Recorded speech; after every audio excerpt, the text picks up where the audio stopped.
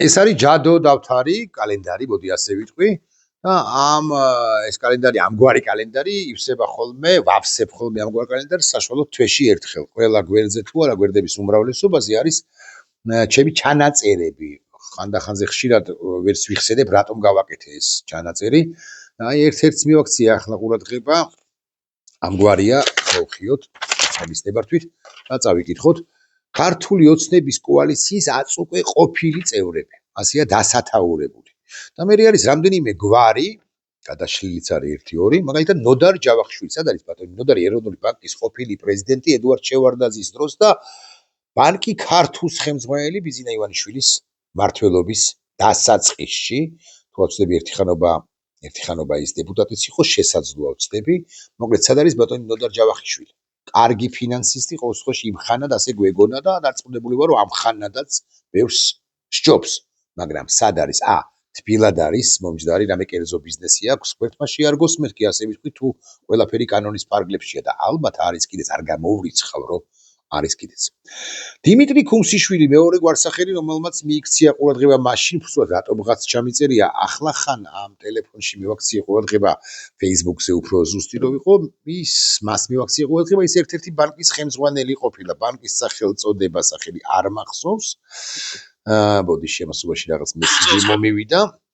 თუ მგორი თუ არ ვცდები. ბოდიში მომივიდა, დიახ. ხო, არა აქ ხლა მას პრინციპული მნიშვნელობა. სად არის ბატონი დიმიტრი ქუმსიშვილი? ის ერთ-ერთი ბანკის გენერალური დირექტორია. ეს ის კაცია, გახსოვთ, ხო? ხუჯაო, რო ესე რომ ამბობდა, ხუჯა ფული ამოიღო. დიმიტრი ქუმსიშვილი ეგრამაგის პასუხია და გიორგი კვირიკაშვილის გუნდის წევრად ითვლებოდა. სად არის ბატონი გიორგი კვირიკაშვილი? ვიცი. მე მასთან დაახლოებით 2 წლის წინ, შესაძლოა 3 წლის წინ, შემიძლია გადავამოწმო. მქონდა ურთიერთობა WhatsApp-ის მეშვეობით. WhatsApp-ით ის ერთ-ერთ საერთაშორისო ორგანიზაციაში მუშაობდა და ალბათ ახლაც იქ მუშაობს და მას აქვს თბენის ვალდებულება. ეს სიტყვა დაიმახსოვრეთ. თბენის ვალდებულება. საჯარო არ უნდა გამოვიდეს, საჯაროდ არ უნდა წარსდგეს ჩვენს წინაშე, არ უნდა დააფიქსიროს საკუთარი პოზიცია, იმიტომ რომ ამგვარი კონტრაქტი აქვს, საერთაშორისო ორგანიზაციაში მუშაობს კაცი. პრემიერ-მინისტრი იყო და ჩემი მოსაზრებით პოლიტიკური იდენტობა მას ყოველთვის ექნება, მაგრამ რაღაცა კერძო სტრუქტურაში მუშაობს, კერძო კი არა, საერთაშორისო ორგანიზაციაში მუშაობს, ხო, გავუგოთ ერთი წამით თქვენის ნებართვით, თუმცა ამ სიტყვას მიუბრუნდები. ირაკლი სესიაშვილი თავდაცვისა და უშიშროების კომიტეტის ყოფილ თავმჯდომარეზე სიზმრებრივ ჩქარად რომ გაქრა, ხო? იმ ირაკლი სესიაშვილზე ვსაუბრობთ, სად არის? აღარც ახსოვს ბევრი ჩვენგანს მისი იერი. მე მახსოვს, მაგრამ აი ახალგაზრდებს რო ვკითხო, ვინც ახლა აქტიურია, ვინ არის ირაკლი სესიაშვილიო, ხმრებს აიჩეჩენ უთუოდ. სად არის? მასაც რამე ბიზნესი ექნება. დროულად გავიდა ქართული ოცნებიდან პროდასავლელი იყო საერთოდ. არა, მე არ ვიტყვი რომ პროდასავლელი არ იყო მეთქი, მაგრამ ვერც იმას ვიტყვი რომ მაინც და მაინც პროდასავლელი იყო. ასე ყოველ შემთხვევაში სესიაშვილი ირაკლი არ პოზიციონირებდა. მამუკა ბახტაძე რას ახსენებელია ახლა ის პოლიტიკოსი ჩემი მოსაზრებით პოლიტიკოსის იდენტობა შეძენილი აქვს სწორედ იმ პერიოდიდან, როდესაც ის გახდა პრემიერ-მინისტრი, თუმცა მანამდე ის რკინიგზის ხელმძღვანელი იყო. რამდენიმე საინტერესო ინიციატივაც ჰქონდა პრემიერობის პერიოდში, პირობებში თუ პერიოდში, გეხსოვებათ, ან შესაძლოა არც გახსოვთ, არა აქვს ამას პრინციპული მნიშვნელობა, ჩემს ხელთ არსებული ინფორმაციით ის ამერიკის შეერთებულ შტატებშია, თუმცა ვბედავ და ვიტყვი, უფრო კაცი იყო, საბოლოო ჯამში უფრო კაცი იყო მამუკა ბახტაძე. არ მივტირი მაინც და მაინც, მაგრამ მაინც დავსვამ კითხვას, სად არის მამუკა ბახტაძე? სხვების გახსენებაც შეიძლება, რომლებიც პოლიტიკაში არ არიან, ხაზგასმით ვამბობ, მიზეზთა და მიზეზთა, ზოგი იმ და ზოგი კიდევ იმ მიზეზის გამო პოლიტიკაში არ არიან. არადა, მოდი ვიყოთ გულახდილები, თუ საქართველო რუსეთდება, რუსეთში ეტენება და მიატენის ბიზინა ივანიშვილი საქართველოს ჩვენს ქვეყანას რუსეთისაკენ მიხავს, მაშინ რა საერთაშორისო ორგანიზაცია და რა კერძო სტრუქტურა. კერძო სტრუქტურაზე ირაკლი ალასანია გამახსენდა, მესმის, ის ბიზნესშია, მესმის, მაგრამ თავდაცვის უწყების ხელმძღვანელი იყო, პოპულარული იყო, რამდენიმეჯერ შანსმიცემული კაცი იყო ყველა დროს და ყველა პერიოდში, ბიზნეს პერიოდში სასაკვირველია ირაკლი და მესმის რომ კერძო ბიზნესია, მაგრამ თუ ჩვენ ვამბობთ იმას, რომ საქართველოს იღუპება, მაშინ რა კერძო სტრუქტურა და რა საერთაშორისო ორგანიზაცია კვირიკაშვილთან დაკავშირებით თუ მიმართებით. აქვე გავიხსენებ, რომ ირაკლი ალასანიას როცა საჭირო თვლის ხოლმე ხანდახანზე ხშირად არა, ხანდახანზე იშვიათად საჯარო კომენტარებიც მიუწია უცნაურეს კი არა საკითხებზე, მაგალითად ამ ერთი წლის წინ დაახლოებით იყო რადიო თავისუფლების ეთერში სწორი რაღაცები ლაპარაკა, მეტწილად მე ვეთანხმები, ირაკლიმ თქვა მაგალითად საჰაერო თავდაცვის შესაძლებლობები, რომ არ შეიძინა ბიზინა ივანიშვილმა დააბლოკა ივანიშვილმა ღარიბაშვილთან ერთად ბევრი რამ გაიხსნა და მაშინდელი კაბელების ბიჭებზე ელაპარაკა და ასე შემდეგ, მაგრამ თუ ასე იშვიათად ჩნდება ხოლმე ირაკლი და კარგია რომ ჩნდება, იქნება და უფრო დიდი კანგაშის ზარი უნდა შემოჰკრას მან თავდაცვის ყოფილმა მინისტრმა და პრეზიდენტობის კანდიდატი არ იყო მთლად ასე პირდაპირ მნიშვნელობით, მაგრამ მართლა განიხილებოდა მისი პრეზიდენტად არჩევის საკითხი და არა გიორგი მარგველაშვილისა და იქნება და მეტად ჯერ უნდა იყვიროს. მის უფრო რომ ამის გამოცდილება მასაც და მის დამღალატებელ მეგობრებსაც აქვთ, მოდი ასე ვიტყვი, მის დამღალატებლებს ხაზგასმით ვამბობ, გულისხმობ ერთ ადამიანს და შესაძლოა მეტ ადამიანს რეალურად. მე მახსენდება 2014 წელი ქართული ოცნების შტაბ-ბინასთან მომხდარი ინციდენტი, ამბავი, როდესაც მისი ერთი მეგობარი ირაკლი ალასანიასი, ახლა მეგობრობენ თუ არა სიმართლე გიხათ არ ვიცი და მგონი რომ არა, მაგრამ ამას არ აქვს ახლა პრინციპული მნიშვნელობა, მანქანის ფეხსაბიჯზე წამოდგა და აღარ ღირს ამათთან იყვირა ხმამაღლა და ირაკლი ალასანიას გაჰყვა, როდესაც ირაკლი ალასანია წავიდა თავდაცვის უწყების ხელმძღვანელის თანამდებობიდან და მე აქტიურ პოლიტიკაში დაუბრუნდა, პარტიულ პოლიტიკას დაუბრუნდა, 2016 წელს მიიღო არჩევნებში მონაწილეობა, დამარცხდა მართალია 5%-იანი ბარიერი ვერ გადალახა თავისუფლება დემოკრატებმა, რომელიც ახლა დაშლილია, მაგრამ ის და არა მხოლოდ ის, აი ეს კაცი, რომელიც ფეხსაბიჯზე იყო მანქანისა, ყვიროდა მაშინ აღარ ღირს ამათთანო და ყვიროდა ერთ კონკრეტულ თუ რამდენიმე კონკრეტულ საკითხთან დაკავშირებით მიმართებით, კერძოდ იგულისხმებოდა ირაკლი ალასანიას წინააღმდეგ აგორებული კამპანია ბიზინა ივანიშვილისა, კაბელების ბიჭების საქმე რასაკვირველია და ის რომ თავდაცვის შესაძლებლობები არ შეაძენინა თავდაცვის უწყებას, სწორედაც რომ ბიზინა ივანიშვილმა პრემიერმა და კიდევ იმანეს შინაგან საქმეთა მინისტრი რო იყო მაშინ და მე ორჯერ პრემიერ-მინისტრი რო გახდა ირაკლი ღარიბაშვილი და ახლა საპატიმროში როა, წარმოიდგინეთ რამდენად მაგარ რამეს აკეთებდა ირაკლი. მაგრამ ახლა ეს არ არის საკითხავი, თუ კაბელების ბიჭების გამო აღარ ღირს ამათთან, ამას ყვიროდა 1 თუ 5 მათგანი და იმასაც ამატებდა, რომ საქართველო უღალატა თავდაცვის უწყების ხელმძღვანელის აზრით, ირაკლი ალასანიასი და ჩვენი ან თავისუფალი დემოკრატების აზრით უღალატა საკუთარ ევროატლანტიკურ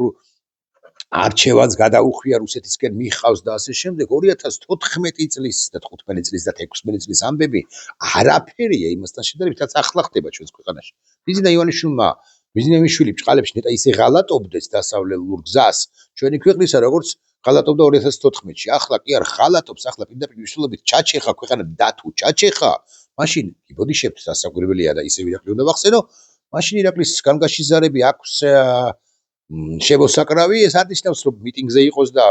გამოვიდეს სიტყვით, არა, არავითარ შემთხვევაში, მაგრამ ერთი ინტერვიუ დამატებით, ერთი სტატუსი დამატებით, კი არ მოვუწოდებ, რომ მე როგორ ვუყურებ საკითხს, კარგი იქნებოდა, ერთი კი არა, ბევრი და პოლიტიკური აქტივობა მიუხედავად იმისა, რომ კვლავ კარგად ვამბობ, რომ კარგად მესმის, რომ მას რაღაც შეზღუდვები აქვს, რაღაცაი არის რაღაც პოლიტიკურ ბიზნეს სფეროში, მაგრამ აი კანაშვილისთვის მიცემული ინტერვიუ აფხაზეთთან დაკავშირებით, ან მისი ჩართვა ერთი რუსულ ენაზე და აღარ გავიხსენებ რატომ და როგორ, იქ შეიძლებოდა პოზიციის დაფიქსირება, არ ვებრძვი რასაკვირველია ვინ და მე არ ვებრძვი და ყველაზე მეტად კეთილგანწყობილი ვარ იმ კეთილგანწყობილებს შორის, ვინც კი ხავს გარშემო ბევრზე მეტად, მოდი ასე ვიტყვი, თქვენის ნებართვით ვინც კი ყავს ირაკლი ალასანიას გარშემო, მაგრამ განგაში ზარით უნდა ჩამოუკრათ თუ ასე ვინგრებით და ასეთ საშინელ მდგომარეობაში აღმოგვაჩინა ბიზინა ივანიშვილმა და აღმოგვაჩინა და მერე უკვე როდესაც უფრო მეტად ჩავეფლობით ან კისრამდე არა თავის ბოლომდე და ჩავეფლობით ჭაობში მერე უკვე თითზეკმენანი ან მერე შეძახილები იქნება გვიანი, იმიტომ რომ ახლა დღეს და ახლა წყდება ჩვენი ბედი და ყველა ერთი ის ადამიანი, რომელსაც მცირეოდენი პოპულარობა შერჩენია აქვს, ჰქონდა და ასე შემდეგ, ყველა ერთი ადამიანის ხმა არის მნიშვნელოვანი სიტყვა არის მნიშვნელოვანი გეტყვით. ასე იგივე ეხება გიორგი მარგველაშვილსაც გულახდილად გეტყვით. მე საერთოდ არ მაქვს არანაირი რაღაც შეზღუდვა, ცენზურა, ირაკლისთანაც მეგობრობდი, გიორგისთანაც მეგობრობ, მოდი თავისუფლებას მივცევ ასე. მაგრამ მაინც ცოტა მეტი აქტიურობაა ჩემი მოსაზრებით საჭირო. ჩემი ხმარწმენით, ერთ შემთხვევაში ნათია კანჯიკიძე და მეორე შემთხვევაში მაკა ნაკლებად, მაგრამ მაინც შესაძლოა გამიწყდნენ ამის გამო, მაგრამ მეტი აქტიურობაა საჭირო. ახლა მით უმეტეს ახლა ასე ვიტყვით თქვენის ნებართვით და მეტად და უკეთ უნდა გავაგებინოთ ქართულ საზოგადოებას ამორჩეველს, რომ ბიზინა ივანიშვილი ყველა სფეროს ებრძვის, ყველაფერს ანგრევს, ყველაფერს ავერანებს და ასე შემდეგ. განათლება, ჯანდაცვა, თავდაცვა, უსაფრთხოება, ავისი კულტურა, ხელოვნება, კულტურა, ნებისმიერი მეცნიერება, ნებისმიერი რამე, სპორტი, ყველაფერი გადაჭამა, ხო, ასე ვიტყვი. ბიზინა ივანიშვილმა და ამ მიმართებით სპეციალისტებმა ან ფართო თვალსაწირის პოლიტიკოსებმა, ასე ვიტყვი, ხო, ყველა სფეროში რო იყვნენ და უნდა იყვნენ კიდეც, თავიანთი ხმა უნდა გააგონონ ქართულ საზოგადოებას. გიორგი კვირიკაშვილზე კი გითხარით, სხვების გახსენებაც შეიძლება ქართული ოცნების ოდინდელი წევრები, სხვა შორის ბევრმა მათგანმა, მათ შორის ირაკლიმაც, გიორგიმაც 2018 წელს არ იყარა რა კენჭი, ირაკლიმ 14 წელს რესპუბლიკურმა პარტიამ და ასე შემდეგ კარგად იგრძნეს, ან მეტნაკლებად კარგად იგრძნეს, წაროდის უნდა წასულიყვნენ ივანიშვილს, როდის უნდა გასცლოდნენ რესპუბლიკურ პარტიაზე ბანემ ვიტყვი, რომ მაისი უკლებლივ ყველა წევრი, ყველაზე უფრო აქტიურიც და ყველაზე უფრო პასიურიც, აი დათო უსუფაშვილი შესაძლოა პასიურია ბოლო პერიოდში. თინა ხიდაშელი საერთოდაც რაღაც არასამთავრობო ორგანიზაციაშია, დათო ზურაბიშვილი მხოლოდ პოსტავს და სხვას ალბათ ლექციებსაც კითხულობს ბატონი დავითი, ბატონი ლევანი ბერძენიშვილი, დათო ბერძენიშვილი, ხათუნას ამბავი იცით თქვენ სამნიძისა. მოკლედ, რესპუბლიკურ პარტიას ამ შემთხვევაში პრინციპში მაინც ვერ მიედავები ვერაფერში, რაც შეუძლიათ იმას უკაცრავად მათთან ფაფხურობენ, აკეთებენ, ახერხებენ და ასე შემდეგ. განსხვავებით თავისუფალი დემოკრატებისაგან, რომელთა 94% ასე ვიტყვი, კარგით ასე ვთქვი, 90, ანუ 10-დან 9 აღმოჩნდა ქართულ ოცნებასთან მათთან ბოდიში და მიტენილი, ან გულისხმობ არა მხოლოდ მინისტრს.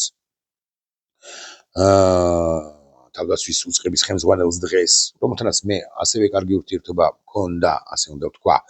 არა მხოლოდ მინისტრს, არამედ გულისხმობ საკრებულოს თავმჯდომარესთანაც, რომელთანაც კარგი ურთიერთობა არ მქონია და რომელიც არის სწორედ აი იმ განცხადების ავტორი, რომ აღარ ღირს ამათთან, ამათმა უღალატეს საქართველოს ევროატლანტიკურ კურსზე, გულისხმობ ზურაბ აბაშიძეს, ყველას ჩამოვასახელებ, რომ მოვინდომო და თითოეულმა მათგანმა იცის, რომ ჩამოვასახელებ. გულისხმობ თეა წულუკიანს, რომელიც ირაკლი ელასანიას ჩემი აზრით გაცილებით მანამდე და ადრე გაემიჯნა. საერთოდაც თავისუფალი დემოკრატებიდან ხაზგასმით ვამბობ ამას, ორ ადამიანს თუ გავიხსენებ და მეც ალბათ ვერა, ვინც ბოლომდე ერთგული დარჩა საკუთარი პრინციპებისა და შეუპოვარია უამრავი ტკივილების მიუხედავად, სხვა შორის ერთსაც და მეორესაც ტკივილები რარა და ტკივილები არ აკლიათ. ეს არის გავბედავ და ვიტყვი ასე ჩემი მეგობარი ალექსი პეტრიაშვილი, რომელიც ღირებულებების ერთგული დარჩა, რაოდენ გასაკვირისულაც არ არის ეს და უცნაური, რაოდენ მძიმე ცხოვრებას არ გაიარა უკამ, ის მაინც აქტიურ ადამიანად დარჩა, გარდა იმისა, რომ ღირებულებების ერთგულია და ეს არის ნინო გოგუაძე, რომელსაც მე პატივისცემას უდასტურებ და მე ვიცი მიზეზები და აღარ გაუხელმაყურებელს, რატომაც არ არის ის უფრო აქტიური და ეს საბოლოო ჯამში არც ჩემი და არც და თქვენი საქმე არ არის. ვერ უძრახავ ვერავის თავისუფალი დემოკრატებიდან, ვინც გაჩუმდა შესაძლოა მიჩუმდა, მაგრამ ცრახავ რასაკვირველია, მაგალითად ირაკლი ქადაგიშვილს, ირაკლი ელასანიას ვძრახავ პირველ ყოვლისა იმის გამო, რომ ირაკლი ქადაგიშვილი დანიშნა პარტიის თავმჯდომარედ 2013-14 წლებში, ანუ როცა ის იყო, ირაკლი იყო ალასანია იყო თავდაცვის მინისტრი. ვინ და ირაკლი ქადაგიშვილი არ უნდა შეერჩია მას, ირაკლი ალასანიას, ეს უკვე ღიად რუსი კაცი, აი იაჭანტურია საფლავში ბრუნავს, მე კიდე მეტანიების გაკეთებას თხოვს თუ მას და თუ თენგიზ შარმანაშვილს, ამას თუ ვიტყვი, გადაჭარბებული იქნება რასაკვირველია, მაგრამ მაინც სხვა შორის ეროვნულ დემოკრატებს ბარემ გადაუკრავს სიტყვას ეროვნული დემოკრატები არ არის გია კობახიძის, თენგიზ შარმანაშვილის და თენგიზ შარმანაშვილის, გია კობახიძის და იმის რა გვარია ქადაგიშვილის პარტია ისინი მესამე მეოთხე ეშელონებში იყვნენ ეროვნულ დემოკრატიული პარტიისა მე არც ირინა სარიშვილის არც იმას ვიტყვი ირინა სარიშვილის პარტია მიუხედავად იმისა რომ გია ჭანტურიას მეუღლე იყო ირინა სარიშვილი მე მგონი რომ ეროვნულ დემოკრატიული პარტია არის გოგნიაშვილისა ჩახვაძისა სხვებისა ეხლა ძველები გაიხსენებენ ვისაც ლაპარაკობ იმ ადამიანებს და დღევანდელი თავმჯდომარისა ღვანო ხუხუნაიშვილისა რომელიც ცოცხალი არ არის და დღევანდელი თავმჯდომარისა ვიცნობთ ამ კაცს თავის დროზე და მაპატიეთ რო გვარს ვერ მიხსენებ ხონღაძე თუ ხონღაძე აღარ მახსოვს მოკლედ და სხვებისა აი იმ ჩამოსახელებულმა პირებმა ანუ ქადაგიშვილმა კობახიძე გიამ და შარბანაშვილმა ედპს იდეას და გია ჭანტურიას უღალატეს ჯერ კიდევ ის მეთქი ამას თუ ვიტყვი არ იქნება გადაჭარბებული ედპზე სულ არ ვლაპარაკობდი ახლა მაგრამ მაინც მოკლედ ზოგმა იგრძნო როდის უნდა წასულიყო ბიზნესგან ზოგს გაუმართლა ზოგმა სწორი პოზიცია დაიჭირა ფართო გაგებით პოლიტიკაში დარჩა 2-3-4 მეტი ადამიანი მაგალითად ხუხაშვილი ბესელია სხვები მაგრამ 2016 წლის პარლამენტიდანაც და 2012 წლის პარლამენტიდანაც და ვინც ის 2020 წლის პარლამენტიდანაც ბევრი არ არის პოლიტიკაში შერჩენილები და არა და თუ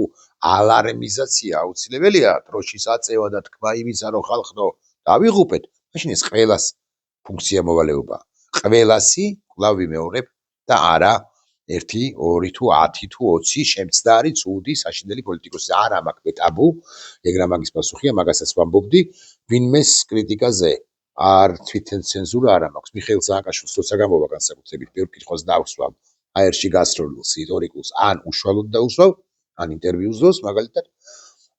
და როცა გამოვა საბატიმროდან პირველ ყოვლისა ამ შემთხვევას გულისხმობ და საერთოდ არ მაქვს არანაირი ვალდებულება რომ არ დაუსვა კითხვები მაგალითად ვინ გავიცნობ გურგენიძე ლადოს სად არის ეგ რა მაგის პასუხი ლადო გურგენიძე აი ჩვენში დარჩეს ის ხო ესე ღიარ არ ამბობდა რომ დასავლელი პოლიტიკოსია მაგრამ სწორი პრინციპში მაინც სწორი